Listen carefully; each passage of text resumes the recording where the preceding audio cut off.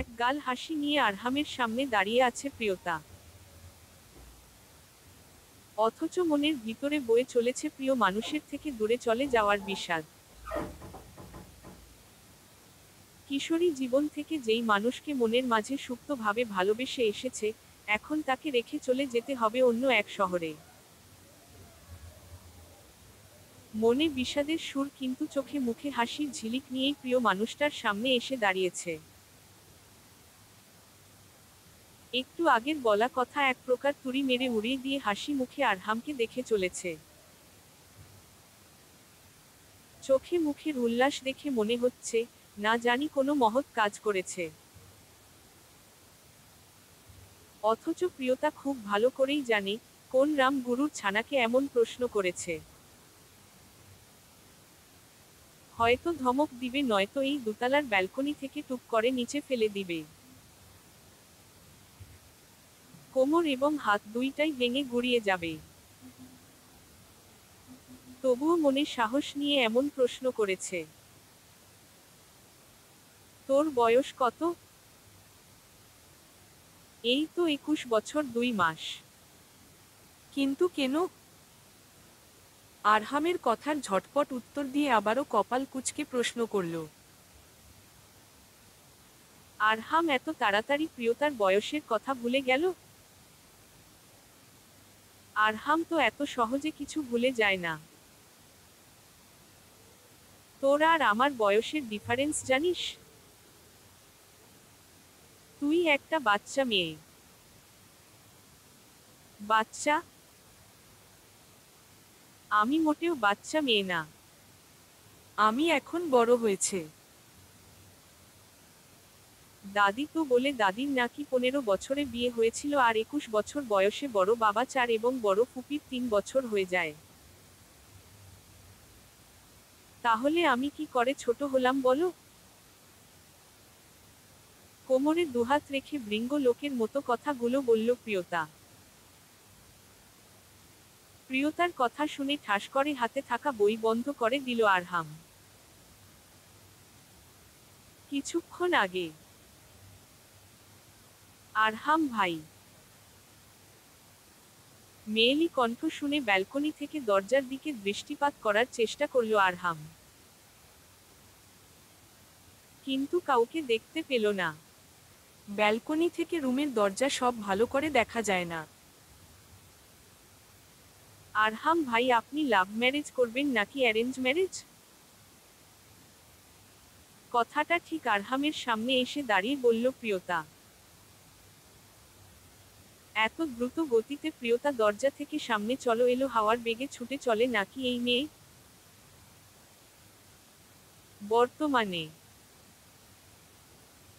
আরহামকে কথাটা বুঝাতে বুঝাতে ব্যালকনিতে পেতে রাখা দোলনায় আরহামের মুখোমুখি হয়ে বসে পড়ল। অপরদিকে প্রিয়তার কথা শুনে আরহামের চোখ চক্কর গাছ। এই পিচ্ছি মেয়ে কি বলে? তুই বাচ্চা মেয়ে নয় তো কি? এখনো তো সবগুলো দাঁত উঠেনি আর এখানে এসেছিস আমি লাভ ম্যারেজ করব নাকি অ্যারেঞ্জ ম্যারেজ? যা এখান থেকে। ধমকে কথাটা বলেই আবারও বইয়ে মুখ গুজে নিল। আজব তো, তুমি আমাকে ধমক দিচ্ছ কেন? আমি কি এমন প্রশ্ন করেছি শুনি? আর তুমি বয়সের পার্থক্যের কথা কেন বলছো? কথাটা বলে এবার কপাল কুঁচকে আরহামের দিকে তাকিয়ে রইল প্রিয়তা। 21 বছরের মেয়েকে উনি বাচ্চা মেয়ে ভাবেন। কিন্তু এবারও কিছু না বলে বইয়ে মুখ গুজে নিলেন। ইদানিং লোকটা একটু বেশি বই পড়ছেন। সারাদিন বইয়ে মুখ গুজে থেকে কি পান আল্লাহ জানেন। সারাক্ষণ দেখো শুধু বই আর বই। উহু। মনে হচ্ছে ওনাকে বিয়ের কথা বলেছি। আমার ঠ্যাক্কা পড়েছে ওনার মতো আনরোমান্টিক বইমুখো লোককে বিয়ে করতে। তোমার জন্য শ্যাওলা গাছের পেতনির ঠিক আছে। বিড়বিড় করে কথাগুলো বলল প্রিয়তা। উফ, একটু চুপ করবি? সারাদিন এত ননস্টপ বকবক কিভাবে করিস? একটু চুপ করে থাকতে পারিস না? মুখের সামনে থেকে ধপাস করে বইটা রেখে বিরক্ত হয়ে কথাটা বলল আরহাম ভাইয়া। আমার যত ইচ্ছে তত কথা বলবো, তাতে আপনার কি?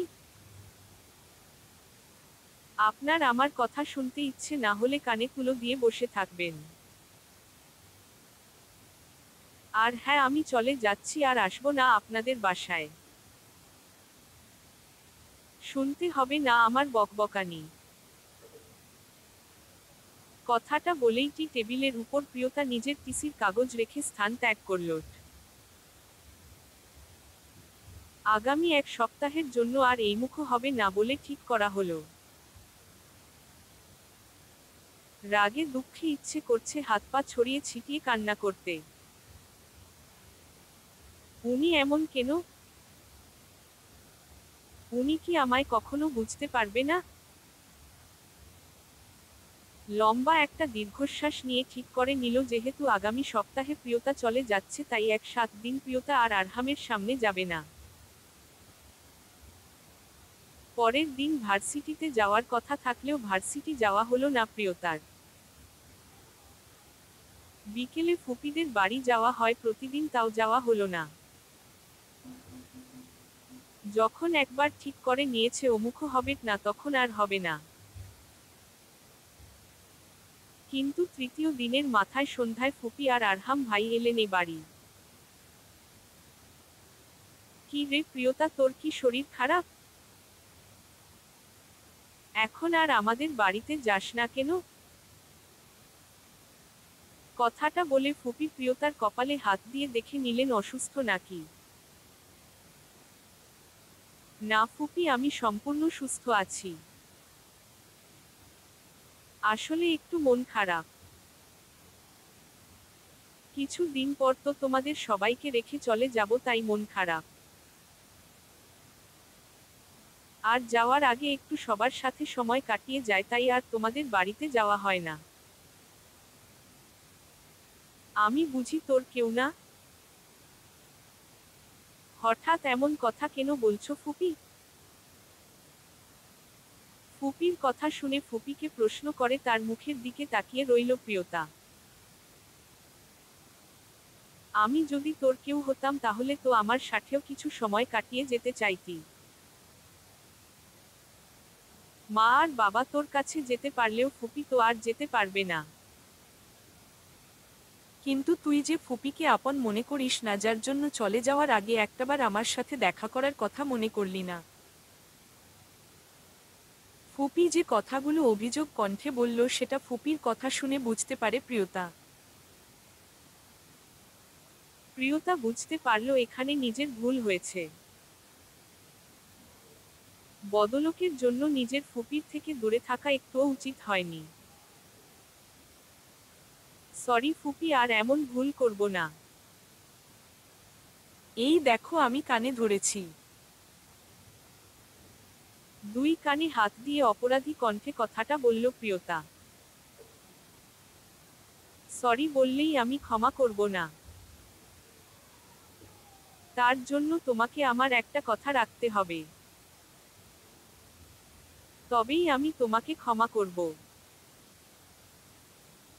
ফুপির থেকে এমন কথা শুনে ড্যাব ড্যাব করে তাকিয়ে রইল প্রিয়তা।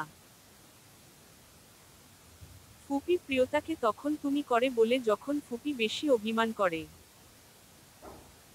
কি কথা ফুপি, তুমি আমায় বলো।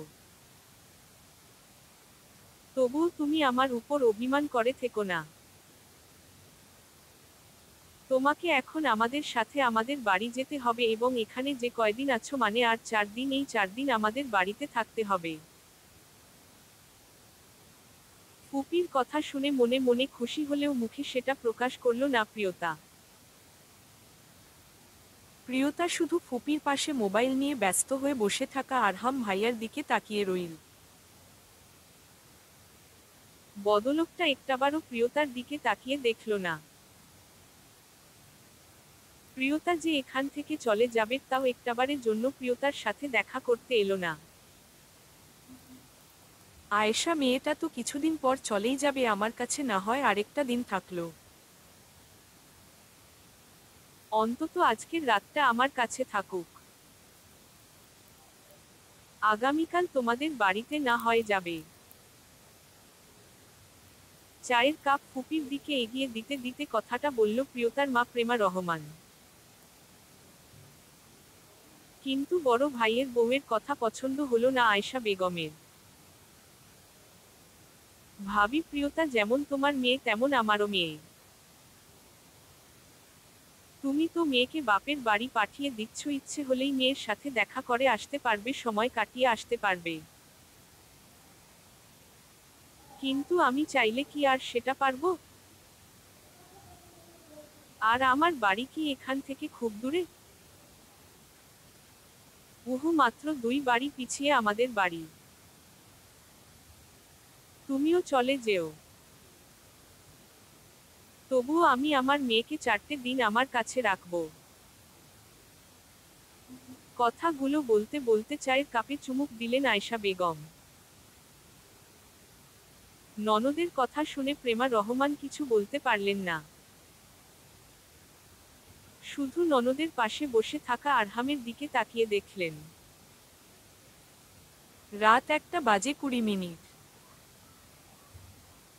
আকাশে মস্ত বড় থালার মতো চাঁদ উঠেছে।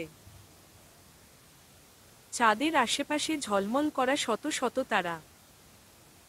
মাঝে মাঝে মেঘের আবরণ এসে চাঁদ এবং তারা ঢেকে দিয়ে চলে যাচ্ছে। কিন্তু চাঁদের আলোয় আলোকিত করে রেখেছে চারপাশ। সেই সাথে সোডিয়ামের আলো যেন রাতকে দিনে রূপান্তরিত করে তুলেছে। উদাসীন মনে দূর দূরান্তে শূন্যে দৃষ্টিপাত করে ব্যালকনিতে দাঁড়িয়ে কিছু দেখার চেষ্টা করছে প্রিয়তা। কিন্তু দৃষ্টিতে কিছুই পড়ছে না। তবুও মগ্ন হয়ে তাকিয়ে আছে কিছু খুঁজে পাওয়ার আশায়। ফুপির সাথে ফুপির কথা রাখতে এবারই চলে এসেছে। যাওয়ার আগে কিছু দিন এখানে থেকে যাক। প্রিয় মানুষদের একটু কাছে পাক। যদিও শুধু পড়াশোনার জন্য যেতে হচ্ছে, তবুও মনে বিষাদের অনুভূতি হচ্ছে। বাহিরে যাবি? খুব। প্রিয়তা নিজের ভাবনায় এতটা মগ্ন হয়ে পড়েছিল যে কখন যে পাশের ব্যালকনিতে আরও একজন এসে উপস্থিত হয়েছে তা খেয়াল করেনি। একজন পুরুষ দীর্ঘ সময় ধরে খুঁটিয়ে খুঁটিয়ে যে তাকে অবলোকন করছে সেই দিকে বিন্দুমাত্র ধারণা ছিল না প্রিয়তার। হঠাৎ করে পাশ থেকে কণ্ঠ শুনতেই কিছুটা চমকে উঠে। তাড়াতাড়ি করে চলে আয়, বাহিরে যাব। চা খাবো আর আইসক্রিম। আমি আরেকটা টি-শার্ট পরে আসছি। কথাটা বলে ব্যালকনি থেকে নিজ রুমের দিকে চলে গেলেন আরহাম ভাই। প্রফেসর মানুষ আজকে বলছেন আইসক্রিম খাবে? তাও আবার এত রাতে? ঠিক করে কোনো কিছু বোধগম্য হচ্ছে না। এই বদলোকের হঠাৎ করে মতিভ্রম হলো কি করে তা দেখার জন্য তাড়াতাড়ি করে রুম থেকে একটা ওড়না মাথায় পেঁচিয়ে নিচে দরজার সামনে দাঁড়িয়ে অপেক্ষা করতে লাগলাম আরহাম ভাইয়ার জন্য। এত রাতে কি সাজগোজ করছে নাকি? আমি নিচে চলে এসেছি কিন্তু মহাদয়ের খবর নেই। ইচ্ছে তো করে বই চাপা দিয়ে মেরে ফেলি। তুই আবার বিড়বিড় করছি? তাড়াতাড়ি চল। আবারও ধমক দিয়ে কথাটা বলে সদর দরজা খুলে আগে আগে বের হয়ে গেল। লোকটার মাথায় যে কি চলে আল্লাহ জানে, আর এই মাথা খারাপ লোকটা জানে। নিস্তব্ধ রজনী। মাথার উপর মস্ত বড় থালার মতো চাঁদ উঠেছে। চাঁদের আলো এবং সোডিয়ামের আলোয় একদম দিনের মতো আলোকিত হয়ে আছে চারপাশ। রাস্তার কোথাও কোনো লোকের সমাগম নেই। নেই কোনো যানবাহনের আনাগোনা। মাঝে মাঝে শুধু সাসা শব্দ করে দূরপাল্লার গাড়ি ছুটে চলতে দেখা যাচ্ছে। এমন রাস্তার কিনার দিয়ে হেঁটে চলেছে প্রিয়তা এবং আরহাম। প্রিয়তার মনে হাজার খুশির প্রজাপতি ডানা ঝাপটে উড়ে চলেছে। প্রিয় মানুষের সাথে এমনই একটা রাত তো চাইছিল সে। আজকে বুঝি আরহাম নিজের অজান্তেই এমন একটা রাত উপহার দিয়ে দিয়েছে। প্রিয়তার ইচ্ছে করছে আরহামের রুক্ষ হাতের আঙুলের ভাঁজে নিজের নরম তুলতুলে হাত দিয়ে বাকিটা রাস্তা পার করতে। সময় যদি এখানে থেমে যেত তাহলে হয়তো এই মুহূর্তকে বন্দি করে রাখত। এমন কচ্ছপের মতো হেঁটে চলেছিস কেন? আর মুচকি মুচকি হেসে চলার হেতু কি? পিছনে ধীরে গতিতে হাঁটতে থাকা প্রিয়তাকে কথাটা বলল আরহাম।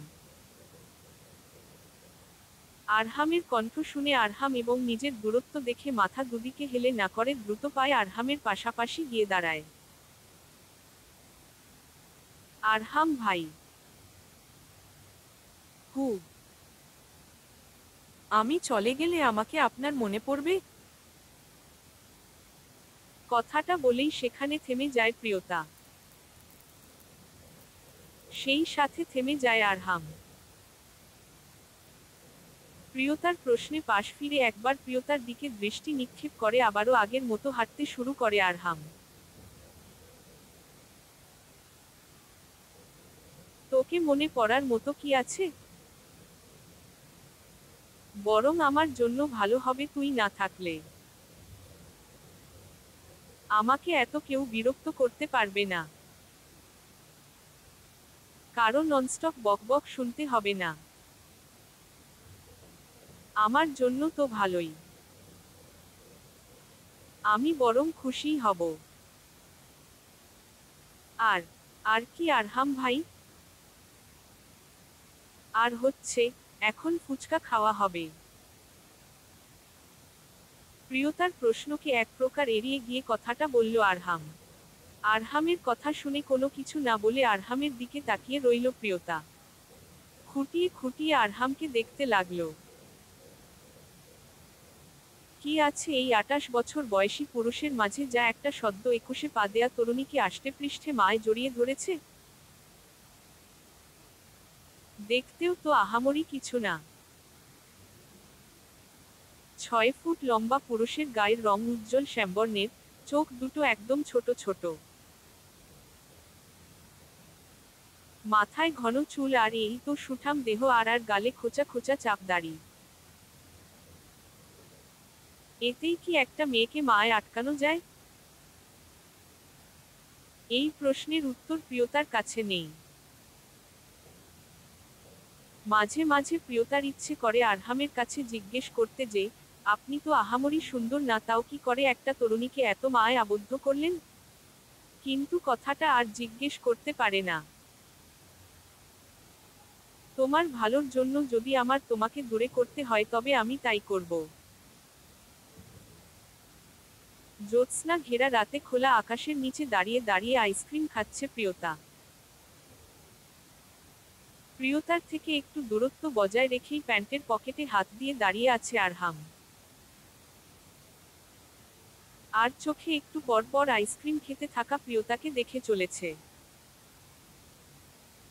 অন্যদিকে প্রিয়তা সবকিছু ভুলে আইসক্রিম খেতে মগ্ন। কেউ যে আর চোখে তাকিয়ে নিজের তৃষ্ণা নিবারণের চেষ্টা করছে সেদিকে খেয়াল নেই। এখন তাড়াতাড়ি বাড়ি চলো। আমার সকালে মর্নিং ওয়াক করতে বের হতে হবে।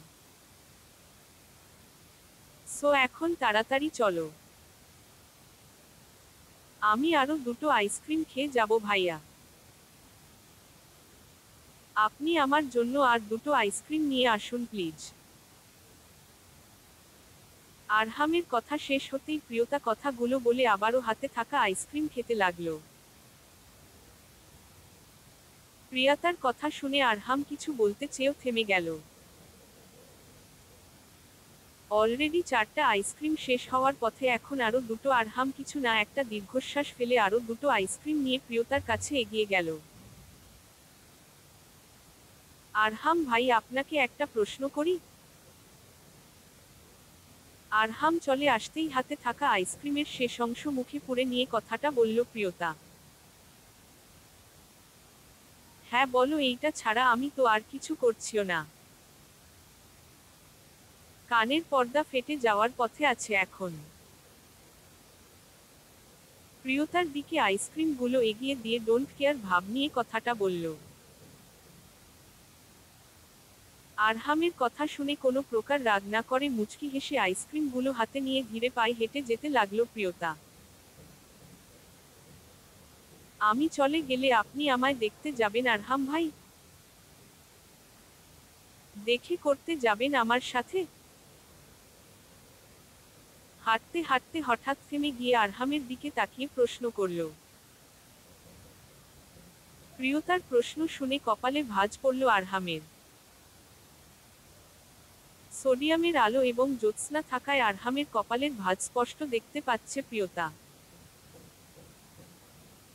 কিন্তু আরহামের কপালে ভাঁজের কারণ বুঝতে পারছে না প্রিয়তা। তুই কি লন্ডন চলে যাচ্ছিস?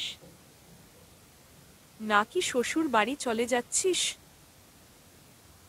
রূঢ় কণ্ঠে প্রিয়তাকে প্রশ্ন করল আরহাম। আরহামের প্রশ্নের প্রত্যুত্তরে ফের প্রশ্ন করাই ভ্যাবাচ্যাকা খেয়ে যায় প্রিয়তা। প্রিয়তা তো একটা সহজ প্রশ্ন করেছিল, তার উত্তরে যে নিজেকে প্রশ্নের সম্মুখীন হতে হবে বুঝতে পারেনি। এখানে দোষ অবশ্য প্রিয়তার আছে। যে মানুষের সারাদিন কাজ হচ্ছে লেকচার এবং প্রশ্ন করা, তার কাছেই কি না প্রশ্ন করেছে। প্রিয়তার এখন ইচ্ছে করছে নিজের কপাল নিজে চাপড়াতে। কোন অবুঝ মনে এই হুতুম প্যাঁচাকে প্রশ্ন করতে গিয়েছিল। কি হলো, একটা সামান্য প্রশ্নের উত্তর দিতে এত সময় লাগে কেন তোর? একটাও না। আরহামের ধমক শুনে চোখ বন্ধ ফতাফত উত্তর দিয়ে দিল প্রিয়তা। তাহলে ঘটা করে তোকে দেখতে যাব কেন? তোকে দেখার কি আছে? তুই রাজশাহী চলে গেলে তোর কি আলাদা করে পাখা গজাবে? নাকি দুটো শিং গজাবে? কোনো কিছু তো হবে না। তাহলে তোকে আমি তোর সাথে আলাদাভাবে দেখা করতে কেন যাব? আরহামের শক্ত কথা শুনে প্রিয়তার অবুঝ মনে অভিমানের পাল্লা ভারী দিয়ে উঠল। সেই ঈষাতে প্রিয়তার দুই চোখে বিন্দু বিন্দু নোনা জলে টুইটম্বুর হয়ে গেল। চোখের পাপড়ি ফেললেই তা গাল বেয়ে গড়িয়ে পড়বে। আপনি একটু ভালো না আরহাম ভাই, একটু না। ভাঙ্গা ভাঙ্গা কণ্ঠে আরহামকে কথাটা বলে দ্রুত পায়ে হেঁটে বাড়ির দিকে চলে যেতে লাগলো প্রিয়তা। আর আরহাম জ্যোৎস্না ঘেরা রাতে সেখানে দাঁড়িয়ে দাঁড়িয়ে নিজের প্রিয়কে চোখ মুছতে মুছতে চলে যেতে দেখতে লাগল। আরহাম জানে প্রিয়তার এই অভিমান খানেকের জন্য। সকালে যখন বালিশের পাশে সতেজ গোলাপ দেখতে পাবে, তখনই সবকিছু ভুলে মুখে হাসি নিয়ে সবার আগে আরহামের কাছে এসে চা নিয়ে হাজির হবে।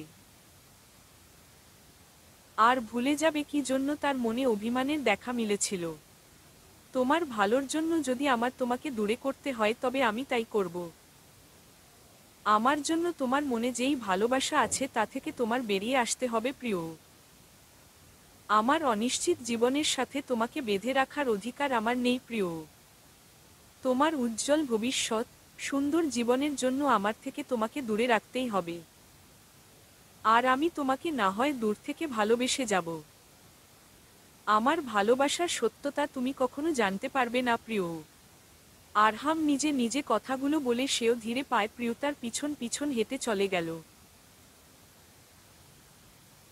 দুই নরনারী একে অপরকে ভালোবাসে, কিছু বলতে না পারা এবং কিছু বোঝাতে না পারা কতটা বিষাদময় এইটা শুধু সেই দুজন মানুষ অনুভব করতে পারে।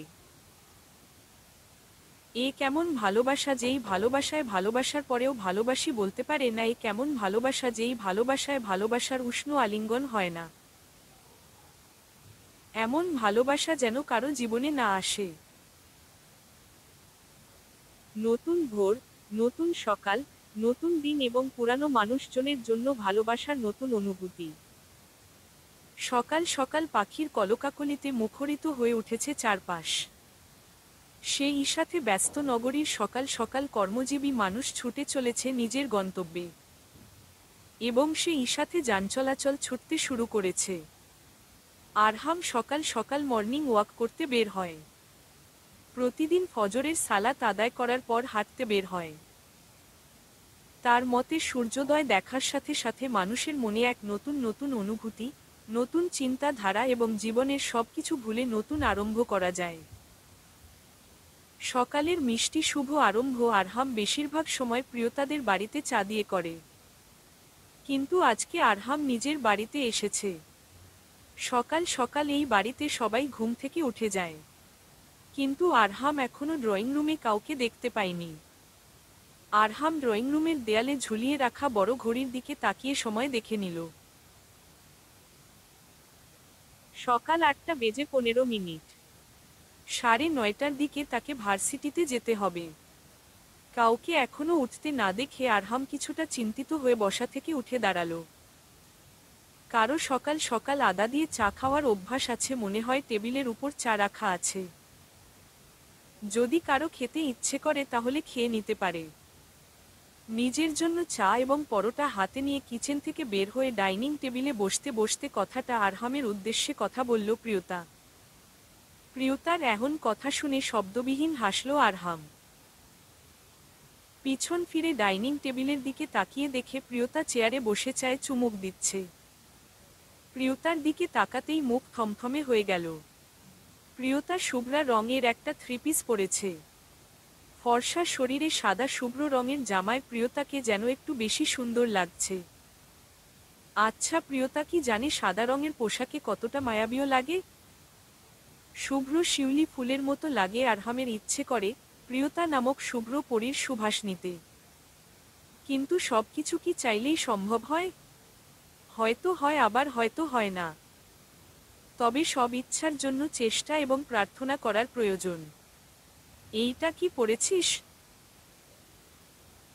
কেমন বিশ্রী দেখাচ্ছে।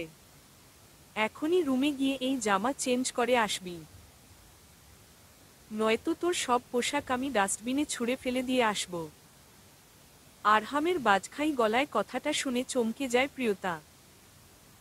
মাত্রই এক টুকরো পরোটা মুখে দিয়েছে তখনই আরহাম রেগে কথাটা বলল। আরহামের এমন ব্যবহারের হেতু বুঝতে পারছে না প্রিয়তা। প্রতিদিন তো সকালে আরহাম প্রিয়তার হাতের চা দিয়ে শুরু করে, তাহলে আজকে তাকে চা দেওয়ার পরেও কেন এমন ব্যবহার করছে? যখনই প্রিয়তা সাদা রঙের পোশাক পরেছে প্রতিবার আরহাম এমন করেছে। কিন্তু কি কারণে এমন করে সেটা জানে না। ফেলে দিয়ে আসুন। তবে আমি চেঞ্জ করব না, আপনার যেটা ভালো লাগে তাই করুন। আরহামকে কথাটা বলে চা এবং পরোটার প্লেট সমেত প্রিয়তা টেবিল থেকে উঠে নিজের রুমের দিকে চলে গেল। ভার্সিটি কি এইসব করতে যান, নাকি ক্লাস নিতে? সময় 4:20। সকালে রাগ করে শুধু এক কাপ চা খেয়ে বাসা থেকে বের হয়ে গিয়েছিল আরহাম। কিন্তু আরহামের রাগকে বুড়ো আঙুল দেখিয়ে সাদা পোশাক পরেই বারবার করে আরহামের সামনে গিয়ে দাঁড়িয়েছে। আরহাম নিজেও রাগ সহ্য করতে না পেরে সেভাবেই ভার্সিটির উদ্দেশ্যে বাসা থেকে বের হয়ে যায়। এরপর সারাদিন প্রিয়তা নিজেও আর আরহামের বিষয়ে কিছু ভাবেনি। কিন্তু প্রথমে খারাপ লেগেছিল যে তার জেদের জন্য আরহাম না খেয়েই বের হয়ে গেছে। কিন্তু সেই মন খারাপ মুহূর্তের মাঝেই চলে যায় যখন প্রিয়তার মনে পড়ে আরহাম গতরাতে তার মনে কষ্ট দিয়েছে। এই প্রিয়তা একটু দরজা খুলে দে, সেই কখন থেকে বেল বেজে চলেছে। বাহিরে আরহাম দাঁড়িয়ে আছে হয়তো। আমার হাতে হলুদ লেগে আছে মা, তুই একটু খুলে দিয়ে বসো। রান্নাঘর থেকে কলিং বেলের শব্দ শুনতাই প্রিয়তাকে কথাটা বলল আয়েশা বেগম। ড্রয়িং রুম থেকে প্রিয়তা নিজেও কলিং বেলের শব্দ শুনেছে এবং এইটাও জানে আরহাম চলে এসেছে, কারণ আরহাম প্রতিদিন এই সময় বাড়ি চলে আসে। কিন্তু আজকে কলিং বেলের শব্দ শুনেও প্রিয়তার মাঝে কোনো ফিলিংস নেই। ভাবেন শূন্য হয়ে নিজের হাতের নখ কাটতেছিল, কিন্তু এবার আয়েশা বলার পর বাধ্য হয়ে বসা থেকে উঠে গেল। তুই এখনো সর আমার সামনে থেকে। প্রিয়তা দরজা খুলতেই আবারও প্রিয়তাকে সাদা পোশাকে দেখে বিরক্ত হয়ে কথাটা বলল আরহাম। প্রিয়তা কোন কথা না বাড়িয়ে মুখ ভেঙচি কেটে দরজার সামনে থেকে সরে দাঁড়ায়। আম্মা, আমাকে এক গ্লাস ঠান্ডা পানি দিয়ে আমার রুমে পাঠিয়ে দিবেন, আমার খুব ক্লান্ত লাগছে। নিজের মাকে কথাটা বলেই আরহাম এক মুহূর্ত দেরি না করে নিজের রুমের দিকে চলে গেল। হু আইছে আমার নবাব সিরাজউদ্দৌলা, হুক্কু নবাব মেহফুজ আরহাম তায়ান দৌলা, হুকুম করে যাচ্ছে। বলি ফুপি, কি তোর খাস লোক নাকি রে? নিজের পানি নিয়ে খেতে পারিস না? আসছে মহারাজ। আরহাম চলে যাওয়ার পর মুখ ভেঙচি দিয়ে ব্যঙ্গ করে কথাটা বলে টিভি দেখতে লাগলো। প্রিয়তার প্রিয় ড্রামা শুরু হয়েছে। এখন এই ড্রামা শেষ না করে সে এখান থেকে যাবে না। এই প্রিয়তা, এইটা নিয়ে আরহামকে দিয়ে আয় যা। আমার কত কাজ এখনো বাকি আছে। আরহামের পছন্দের চিকেন বিরিয়ানি রান্না করা এখনো বাকি আছে। কিন্তু ফুপি। প্রিয়তার হাতে পানির গ্লাস ধরিয়ে দিয়ে কথাগুলো বলতে বলতে আবারও কিচেনের দিকে ছুটে গেলেন আয়েশা।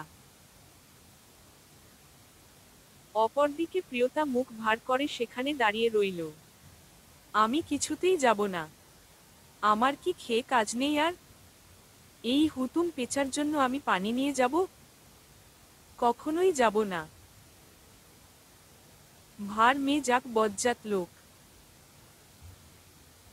আমি আমার ড্রামা দেখি। কথাগুলো বলে পানির গ্লাস সামনে রেখে আবারও আগের মতো করে ড্রামা দেখতে লাগলো। প্রিয়তা কিছুতেই ড্রামা মিস করে উপরে যাবে না, কিন্তু সেটা আর বেশি সময় ধরে বহমান হলো না। আমার পানিটা কি রুমে আসবে আম্মা? নিজের রুমের দরজা থেকে চিৎকার করে কথাটা বলল আরহাম। আরহামের এমন চিৎকার শুনে প্রিয়তা ভয় পেয়ে যায় এবং দ্রুত পানির গ্লাস নিয়ে আরহামের রুমের দিকে চলে যায়। দুই হাত মাথার নিচে দিয়ে চোখ বন্ধ করে বিছানায় চিত হয়ে শুয়ে আছে আরহাম। অর্ধেক শরীর বিছানায়, বাকি অর্ধেক ফ্লোরে। গায়ে এখনো বাহিরের পোশাক। আরহামকে এমনভাবে দেখে প্রিয়তার একটু মন খারাপ হয়। মনে মনে ভাবে হয়তো আরহাম সত্যি ক্লান্ত বেশি। আরহাম এমন অগোছালো কখনোই না। সবসময় নিজেকে পরিপাটি করে রাখতে পছন্দ করে। সেটা নিজেকে হোক বা নিজের রুম, সবকিছু সুন্দর করে সাজিয়ে গুছিয়ে রাখতে জানে। নিজের কাজ নিজে করতেই ভালোবাসে বেশি। কিন্তু আজ আরহাম একটু বেশি এলোমেলো হয়ে আছে। প্রিয়তা ধীরে পায়ে আরহামের পাশে গিয়ে দাঁড়ালো। আরহাম ভাই, আপনার পানি। ধীরু কণ্ঠে আরহামকে কথাটা বলল প্রিয়তা। টেবিলের উপর রেখে যা। আগের মতো একই ভঙ্গিতে শুয়ে থেকেই প্রিয়তাকে কথাটা বলল আরহাম। আরহামের কথা মতো পানির গ্লাস টেবিলের উপর রেখে সেখানে দাঁড়িয়ে রইল। প্রিয়তার মাঝে আর কোনো হেলদোল দেখা গেল না। কয়েক মিনিট অতিবাহিত হয়ে গেল, কিন্তু প্রিয়তা এবং আরহাম কারো মাঝে কোনো পরিবর্তন হলো না। আপনার কি হয়েছে আরহাম ভাই? আপনার কি শরীর খারাপ আরহাম ভাই? আপনি এভাবে শুয়ে আছেন কেন? ফুপিকে ডেকে দিব? পরপর আরহামকে প্রশ্নগুলো করল প্রিয়তা। প্রিয়তার কথা শুনে কোনো কিছু না বলে শোয়া থেকে উঠে বসল আরহাম। হাত বাড়িয়ে পানির গ্লাস হাতে নিল। আপনার শার্টে এইটা কিসের দাগ আরহাম ভাই? এইসব কি? ভার্সিটি কি এইসব করতে যান, নাকি ক্লাস নিতে? মাত্রই পানির গ্লাস মুখ অবধি নিয়েছে আরহাম, কিন্তু এর মাঝেই প্রিয়তার কথা শুনে বেকুব হয়ে গেল। প্রিয়তা কি বলছে বা কেন বলছে এইসব কিছু বুঝতে না পেরে ড্যাবড্যাব করে প্রিয়তার দিকে তাকিয়ে রইল। কি হলো, এভাবে তাকিয়ে আছেন কেন? আমার প্রশ্নের উত্তর দিন। আপনার শার্টে লিপস্টিকের দাগ এলো কি করে? প্রিয়তার কথা শুনে নিজের শার্টের দিকে তাকাতেই দেখতে পেল শার্টের বুকের অংশে লিপস্টিক লেগে আছে। কিন্তু লিপস্টিক এলো কি করে সেটা মনে করার চেষ্টা করতেই মনে পড়ে যায় বাড়ি ফেরার পথে আগে প্রিয়তাদের বাড়িতে গিয়েছিল আরহাম। আর সেখানে রোহানি লিপস্টিক শার্টে লাগিয়ে দিয়েছিল। সেটা আর মুছে ফেলা হয়নি, যার ফলস্বরূপ প্রিয়তা দেখে এমন আচরণ করছে। সব কিছু তোকে বলতে হবে? তুই কি আমাকে এইসব কথা বলার? আর আমি তোর ফালতু প্রশ্নের জবাব দিতে যাব কেন? তুই এই আরহামের কাছে জবাব চাচ্ছিস? বাজখাই গলায় আরহাম কথাগুলো বলল প্রিয়তাকে। হ্যাঁ, আপনাকে আমার কাছে জবাবদিহি করতে হবে। আপনাকে। বলুন, আপনার শার্টে লিপস্টিকের দাগ এলো কি করে? মৃদু চিৎকার করে কথাগুলো বলল প্রিয়তা। কিন্তু প্রিয়তার কথার উত্তর দেওয়ার প্রয়োজন মনে করল না আরহাম। আমার রুম থেকে বের হয়ে যা। আর কখনো যেন আমার সামনে তোকে না দেখি। যদি দেখি তাহলে তোর জীবনের সবথেকে খারাপ দিন দেখার জন্য প্রস্তুত থাকিস। যা এখন এখান থেকে। প্রিয়তার হাত ধরে রুম থেকে বের করে দিতে দিতে কথাগুলো মুখের উপর দরজা বন্ধ করে দেয় আরহাম। আপনি আমার সাথে বারবার কেন এমন করেন আরহাম ভাই? আপনি কি সত্যি বুঝতে পারেন না আমি আপনাকে ভালোবাসি? নাকি আপনি বুঝেও অবুঝ হয়ে থাকবেন? আমাকে এভাবে আর কতদিন ভালোবাসার আগুনে পুড়াবেন আরহাম ভাই? আপনার জীবনে অন্য কেউ আছে? এইটা আমি কি করে মেনে নিব আরহাম ভাই?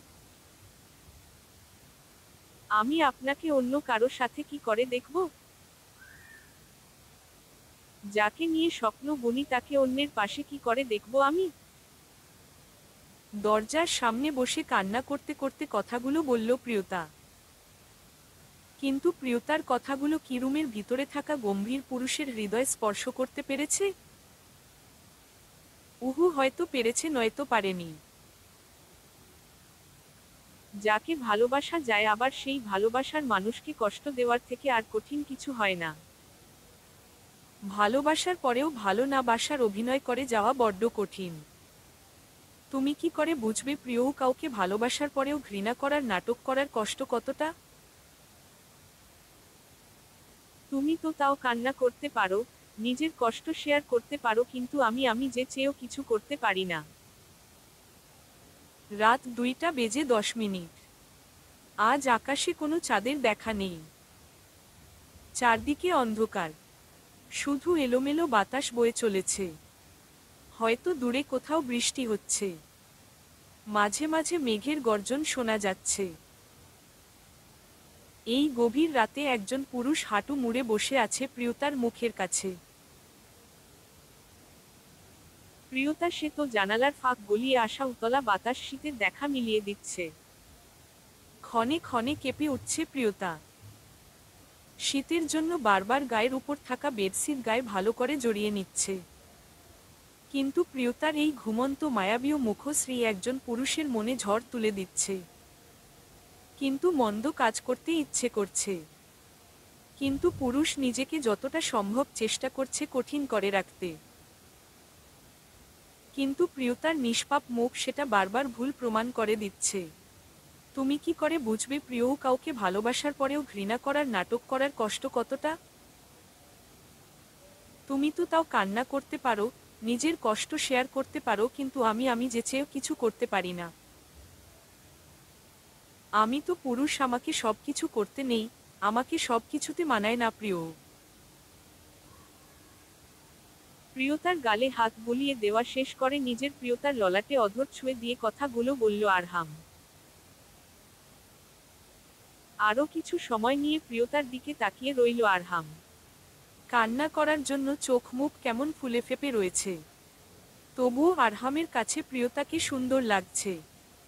এইটা বুঝি সব পুরুষের ক্ষেত্রে একই অনুভূতি কাজ করে, হয়তো করে। কান্নারত মুখ দেখতে একটু বেশি পছন্দ করে প্রেমিক পুরুষগুলো। তুই আমার না বলা, না পাওয়া ভালোবাসা রে প্রিয়। তোকে হয়তো আমি কখনো আমার করে পাবো না। শেষবারের মতো করে প্রিয়তার ঘুমন্ত মুখশ্রীতে চুমু এঁকে দিয়ে কথাগুলো বলে রুম থেকে চলে যাওয়ার জন্য উঠে দাঁড়ালো আরহাম ভাই। মাত্রই রুমের দরজা পর্যন্ত এসে দাঁড়িয়েছিল আরহাম, এরই মাঝে প্রিয়তার কণ্ঠ শুনে সেখানে দাঁড়িয়ে পড়ল। আর ভাবতে লাগলো এখন প্রিয়তাকে কি বলে সামলাবে। আরহাম ভাই, আপনি তো সব কিছু বুঝেন, জানেন, তাহলে আমার ভালোবাসা কেন বুঝেন না? কেন আমার চোখের ভাষা বুঝতে পারেন না? আপনি কেন নিজের ভালোবাসা এভাবে দূরে করে দিচ্ছেন আরহাম ভাই?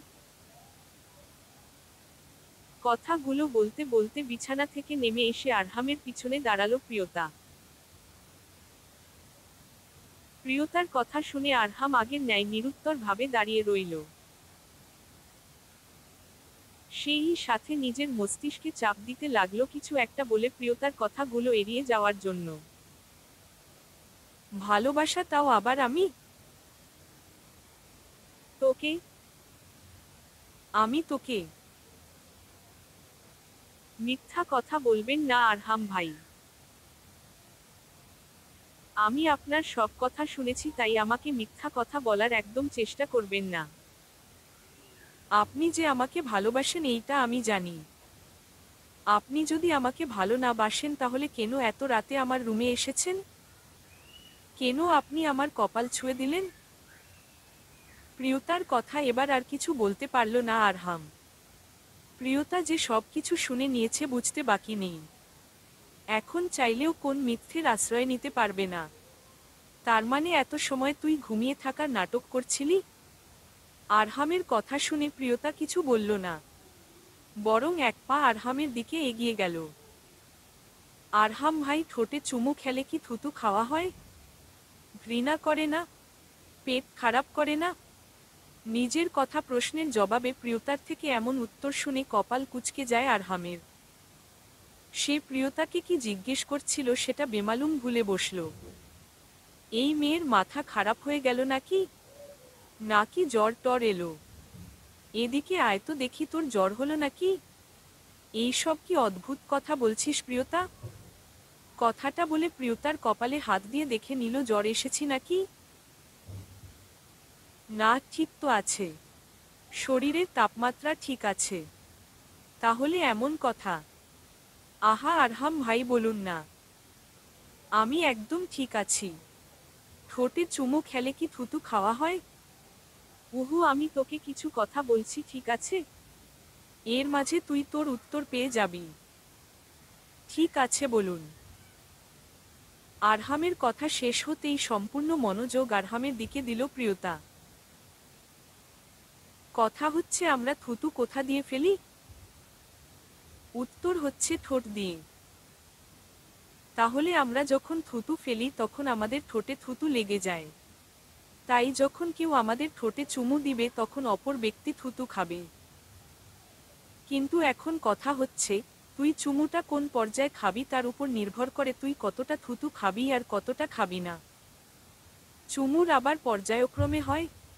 আরহামের কথা শেষ হতেই অবাক স্বরে প্রশ্ন করল প্রিয়তা। প্রিয়তার প্রশ্ন শুনে খানিকটা নিঃশব্দে হাসল আরহাম। অবশ্যই। যদি তুমি চুমুটা শুধুমাত্র ঠোঁটের উপর পর্যন্ত খাও তাহলে অল্প থুতু খাবে। আর যদি দীর্ঘ সময়ের চুমু খাও তাহলে ওই সময় পর্যন্ত প্রচুর থুতু খাবে এবং খাওয়াবে যতক্ষণ তুমি চুমু খাবে। তার মানে হলো, ঠোঁট চুমু যেভাবেই দেওয়া হোক থুতু খাবে মানে খাবেই। একদম। এবার বলো তুমি কোন পর্যায়ে থুতু খাবে? প্রিয়তার কথা শেষ হতেই প্রিয়তার কোমর ধরে টান দিয়ে নিজের কাছে নিয়ে এসে কথাটা বলল আরহাম। আরহামকে নিজের এতটা কাছে দেখে সবকিছু ভুলে গেল প্রিয়তা। হুট করে আরামের এত কাছে আসা যেন প্রিয়তার সবকিছু থমকে গেছে। সেই সাথে নিজের হার্টবিট শুনতে পারছে সে। আরহামের এতটা কাছে আগে কখনো এসেছে নাকি সেটা মনে পড়ছে না প্রিয়তার। আচ্ছা, আরহাম কি কখনো এভাবে এতটা কাছে টেনে নিত প্রিয়তাকে? হয়তো নিত, হয়তো নিত না।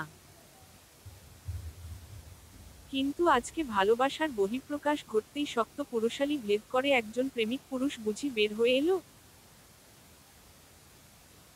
আমি কি সব পর্যায়ে চুমু দিয়ে দেখিয়ে দিব থুতু কতটা খাওয়া হলো না হলো? প্রিয়তার ভাবনার মাঝেই নিজের হৃদয় নাচিয়ে প্রশ্ন করল আরহাম। আরহামের এমন কথা শুনে লজ্জায় পড়ে যায় প্রিয়তা। সে কি সত্যি সত্যি থুতু খাওয়ার জন্য জিজ্ঞেস করেছে নাকি? সে তো দ্য নোটবুক মুভিতে দুপুরে টিভির দেখার সময় ঠোঁটে চুমু খাওয়ার এই সিন দেখে জিজ্ঞেস করেছে। কিন্তু তার বিনিময়ে যে আরহাম ভাই এই কথা বলবে তা ভাবনার অতীত ছিল। আপনি কি বল? নিজের কথা শেষ করার আগেই প্রিয়তা নিজের নরম ঠোঁটে উষ্ণ ছোঁয়া পেতেই চোখ বন্ধ করে নিল। নিজের ঠোঁটের উপর আরেকজনের ঠোঁটের বিচরণ বুঝতে পারল প্রিয়তা। প্রথম ছোঁয়া, হ্যাঁ, ঠোঁটে প্রথম কারো উষ্ণ ছোঁয়া পেল প্রিয়তা। এই উষ্ণ ছোঁয়া, তাও আবার সেই মানুষটার যার একটু ভালোবাসার ছোঁয়া পাওয়ার জন্য কত না অপেক্ষা করেছিল। তার থেকেও বেশি অপেক্ষা করেছিল আরহামের মনের কথা জানার জন্য। শক্ত রূপী আরহামের মাংসের ভিতরে থাকা হৃদয় বিচরণ করা নরম হৃদয়ের মাঝে কার আনাগোনা আছে তা জানার চেষ্টা করা। আজকে বুঝি সবটা সফল হয়েছে? হ্যাঁ, সফল হয়েছে। নিজের স্বপ্নের পুরুষের মনের কথা জানতে পেরেছে, সেই সাথে প্রেমিক পুরুষের ঠোঁটের ছোঁয়া লেগেছে প্রিয়তার ঠোঁটে। এর থেকে আর কি বেশি কিছু চাওয়ার আছে প্রিয়তার? না, আর কিছু চায় না সে। শুধু এই মানুষটাকে চায় নিজের করে।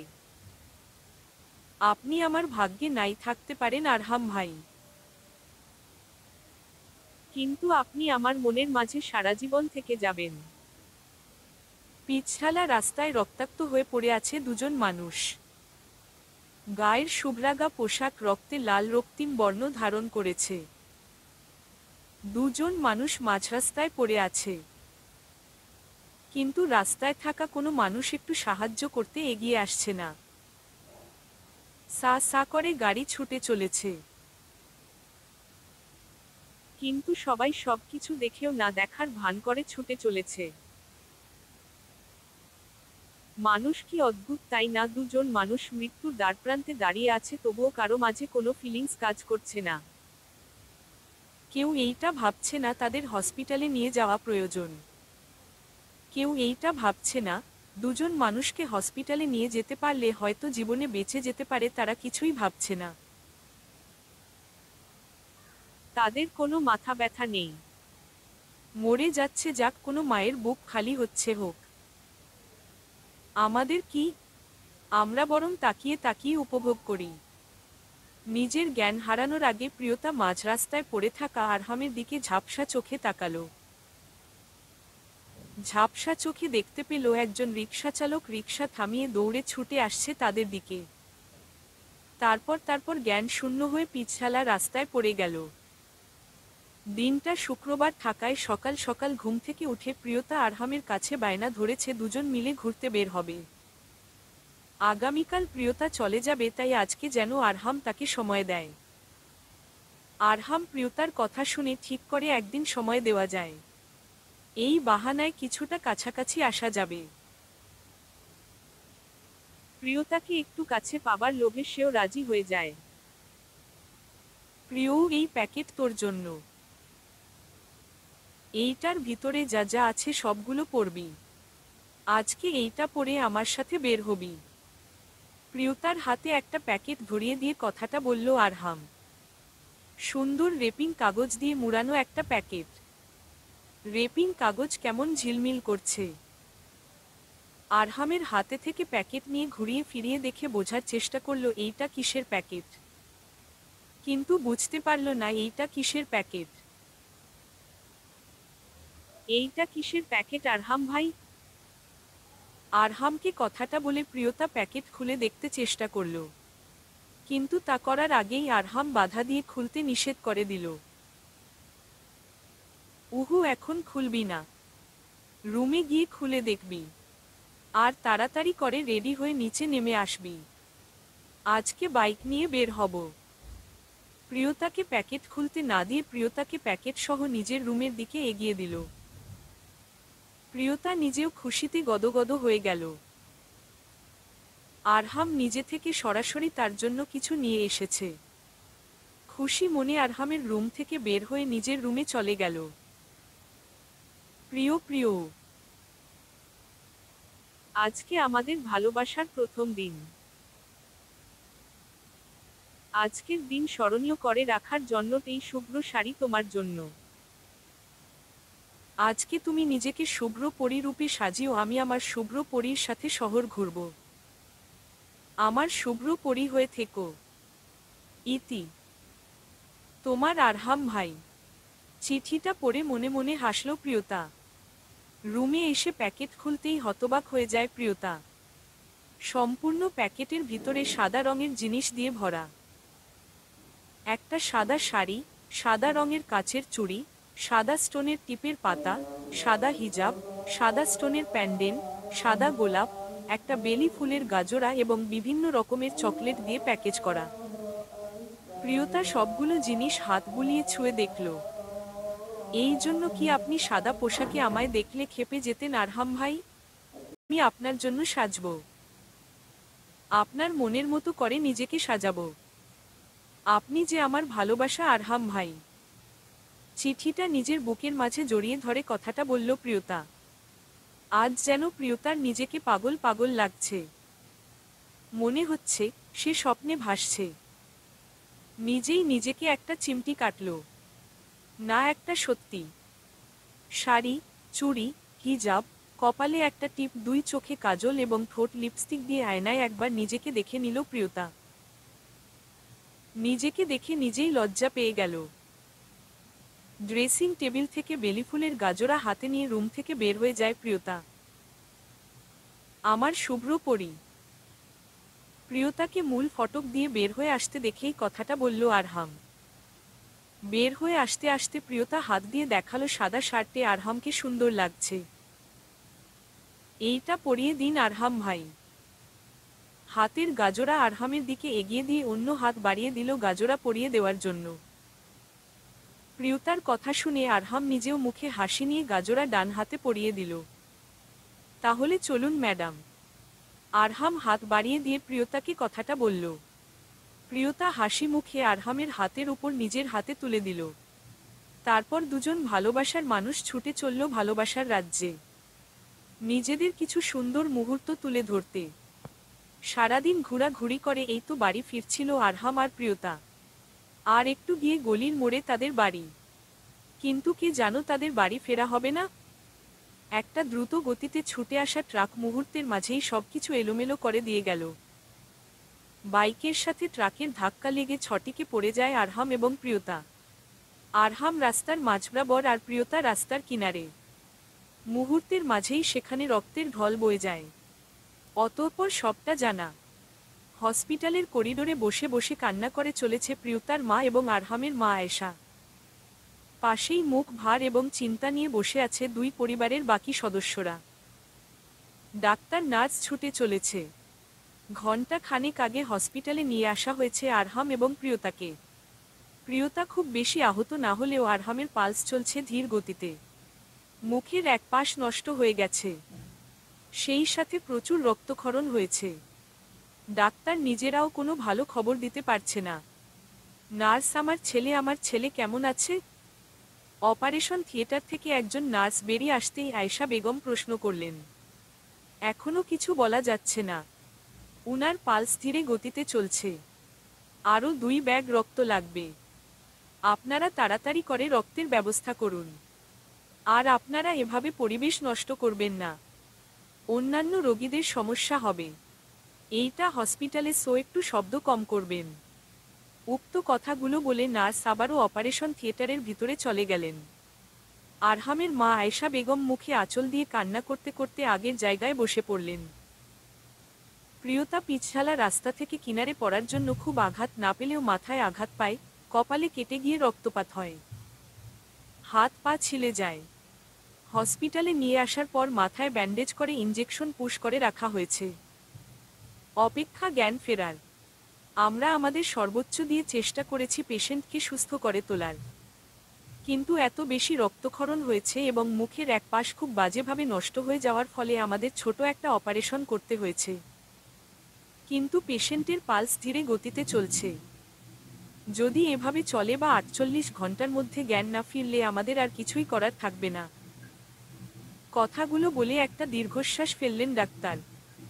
ডাক্তারের কেবিনে বসে থাকা প্রতিটি মানুষ স্তব্ধ হয়ে বসে রইলেন। আরহামের মা আয়েশা বেগম সে তার স্বামীর কাঁধে মাথা রেখে মুখে আঁচল দিয়ে কান্না করতে লাগলেন। আর প্রিয়তা সে তো জ্ঞান ফেরার পর থেকেই আইসিইউ এর সামনে দাঁড়িয়ে আছে। আপনি কি আমার ভাগ্যে নাই আরহাম ভাই? আপনি আমার থেকে দূরে সরে যাবেন বলেই কি এত ভালোবাসা দেখিয়েছিলেন? আমায় কেন ভালোবাসার স্বপ্ন দেখালেন আরহাম ভাই? আপনি আমার ভাগ্যে নাই থাকতে পারেন আরহাম ভাই, কিন্তু আমার মনে শুধু আপনার বসবাস। সমাপ্ত।